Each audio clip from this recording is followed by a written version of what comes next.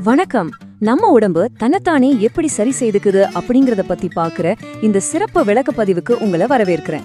நம்ம உடம்போட காயங்களை ஆற்றும் திறன் நிஜமாவே ஒரு பெரிய அற்புதம் தாங்க. ஆனா இதுல ஒரு குறிப்பிட்ட திசு மட்டும் மத்த எல்லாத்த விடவும் ரொம்பவே ஸ்பெஷலா ஒரு நம்ப முடியாத உயிரியல் விதிவிலக்கா செயல்படுது. அது என்ன, எப்படி, ஏன் அப்படிங்கறத பத்தி தான் இன்னைக்கு நம்ம டீட்டெயிலா பார்க்க போறோம்.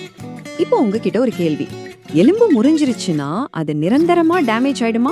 நம்மள பல பேருக்கு இந்த ஒரு பொதுவான சந்தேகம் இல்லைன்னா தவறான கருத்து இருக்கு.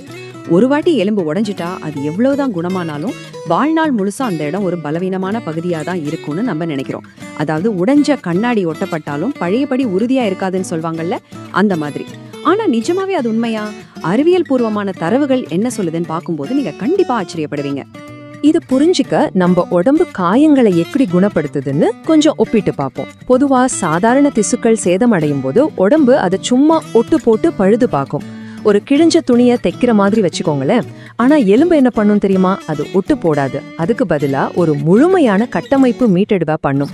அதாவது ஒரு வீட்டுல உடைஞ்ச சுவரை வெறும் சிமெண்ட் பூசி மறைக்காம அந்த சுவரை முழுமையா இடிச்சிட்டு திரும்பவும் புது செங்கற்களை வச்சு அசல் பிளான் படி கட்டுறதுக்கும் உள்ள வித்தியாசம் மாதிரி இது.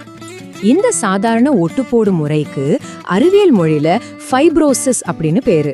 நம்ம தோல், தசை, தசைநார் இல்ல தசை இணைப்பு இதெல்லாம் சேதம் அடையும் போது உடம்பு அந்த இடைவெளியை கொலாஜன் தழும்பு திசுக்களால நிரப்பிடும். இதுதான் ஃபைப்ரோசிஸ். உங்களுக்கு எப்போதாவது தோல்ல ஒரு ஆழமான காயம் ஏற்பட்டிருந்தா அங்க உருவாகிற அந்த தழும்பை நீங்க கவனிச்சிருப்பீங்க. அது ஒரிஜினல் தோல் கிடையாது, அது வெறும் ஒரு தழும்பு திசு மட்டும்தான். சரி, இந்த ஃபைப்ரோசிஸ் முறையால என்ன பயன்? முதல் விஷயம், இது ரொம்ப வேகமா நடக்கும். காயத்தை மூடி உடம்பை இன்ஃபெக்ஷன்ல இருந்து காப்பாத்த உடம்பு ரொம்ப அவசரமா செயல்படும். ஆனா இதுல ஒரு சிக்கல் இருக்கு. இது ஒரு உயிரியல் சமரசம். ஏன் சமரசம்னு கேக்குறீங்களா? ஏன்னா அந்த பகுதியோட ஒரிஜினல் ஸ்ட்ரக்சர் ஒருபோதும் முழுமையா திரும்ப கிடைக்காது. குணமடைந்த தசை அல்லது தோல் அதோட பழைய நெகிழ்வு தன்மையோ இல்ல அசல் பலத்தையோ முழுசா பெறாது. இங்க உடம்பு வேகத்துக்கு முக்கியத்துவம் கொடுத்து தரத்துல கொஞ்சம் சமரசம் பண்ணிக்குது. ஆனா இங்கதான் ஒரு அற்புதமான உயிரியல் உண்மை ஒழிஞ்சிருக்கு. உடம்புல உள்ள கனிமமயமாக்கப்பட்ட திசுக்கள்ல எலும்பு மட்டும் ரொம்பவே வித்தியாசமான ஒரு வேலையை செய்து. அது ஃபைப்ரோசிஸ் அப்படிங்கிற அந்த தழும்பு திசு சமரசத்துக்கே போறது கிடையாது. எலும்புல மட்டும்தான் ஒரு உண்மையான மேலுருவாக்கம் நடக்கும். இது ஏதோ மேலோட்டமா பழுதுவாக்குறதோ இல்ல ஒட்டு போடுறதோ கிடையாதுங்க. முறிந்த பகுதியை அணுவணுவா திரும்பவும் உருவாக்குற ஒரு முழுமையான மறுகட்டமைப்பு செயல்முறை. இது எப்படி செயல்படுதுன்னு பார்க்கலாம். முதல்ல எலும்பு முறிவு மருத்துவ ரீதியா குணமடையும். இது நமக்கு நல்லாவே தெரிஞ்ச பிளாஸ்டர் போட்டு ரெஸ்ட் எடுக்கிற அந்த ஆரம்ப கட்டம். ஆனா உண்மையான மாயாஜாலம் அதுக்கப்புறம் தான் ஆரம்பிக்குது. மாச கணக்குலேருந்து வருட கணக்கு வரைக்கும் ரொம்ப அமைதியா நடக்கிற ஒரு மறுவடிவமைப்பு கட்டம் உடம்புக்குள்ள நடக்கும். இதுலதான் ஆஸ்டியோகிளாஸ்டுகள் மற்றும் ஆஸ்டியோபிளாஸ்டுகள் அப்படிங்கிற ஸ்பெஷலான செல்கள் ஒரு ஒருங்கிணைந்த சுழற்சியில வேலை செய்யுது. அதாவது உடைந்த அந்த சீரற்ற தற்காலிக நெசவு எலும்ப கொஞ்சம் கொஞ்சமா கரைச்சு எடுத்துட்டு அந்த இடத்துல ரொம்ப உறுதியான, நேர்த்தியான, நிரந்தர லேமெல்லார் எலும்பாக அது மாத்துது. உண்மையிலேயே இது மிக துல்லியமான ஒரு கட்டுமான பணி. சரி, இந்த மறுவடிவமைப்பு கட்டத்தோட இறுதி ரிசல்ட் என்ன தெரியுமா?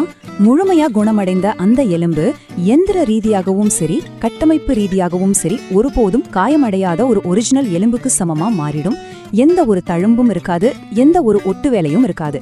இயற்கையோட மிகச்சிறந்த தொழில்நுட்பம்னா அது இதுதாங்க. நாம ஆரம்பத்துல ஒரு கேள்வி பார்த்தோம், ஞாபகம் இருக்கா?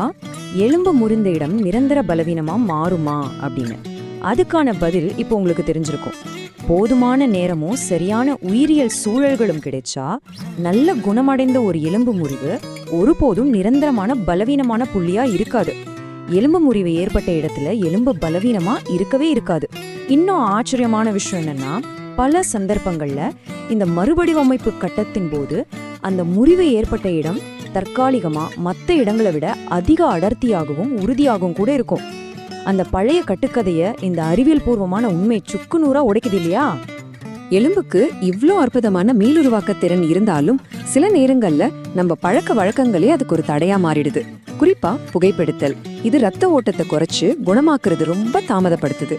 அதே போல புரதச்சத்து குறைபாடு மற்றும் வைட்டமின் டி பற்றாக்குறை இதெல்லாம் எலும்பு கட்டுமானத்துக்கு தேவையான அடிப்படை மூலப்பொருட்களை கிடைக்காம பண்ணிடும். இதுல இன்னொரு மிக முக்கியமான விஷயம் இருக்கு. அதுதான் வீக்கம் ஏற்பட்ட ஆரம்ப கட்டத்துல வலி நிவாரணிகளான NSAID மாத்திரைகளை அளவுக்கு அதிகமா பயன்படுத்துறது. ஏன் NSAID மாத்திரைகளை அதிகமா பயன்படுத்தக்கூடாதுன்னு யோசிக்கிறீங்களா? காயம் ஏற்பட்ட உடனே வீக்கமும் வலியும், அதாவது அந்த அழற்சி ஏற்படுறது நமக்கு கொஞ்சம் கஷ்டமா தான் இருக்கும். ஆனா இந்த ஆரம்ப கட்ட அழற்சி அப்படிங்கிறது நிஜத்துல உடம்ப குணப்படுத்துற அந்த தொடர் நிகழ்வோட ஒரு அவசியமான பகுதி. இதுதான் அந்த குணப்படுத்தும் செல்களை அந்த இடத்துக்கு கூப்பிடுற ஒரு சிக்னல். தீவிரமா அடக்க வேண்டிய ஒண்ணு கிடையாது. அதனால இந்த அழற்சிய வலி நிவாரணிகள் மூலமா தீவிரமா அடக்க முயற்சி பண்ணோம்னா எலும்போட அந்த அற்புதமான மீளுருவாக்க செயல்முறையை நாமே ஆரம்பத்திலேயே தடுத்து நிறுத்துற மாதிரி ஆகிடும்.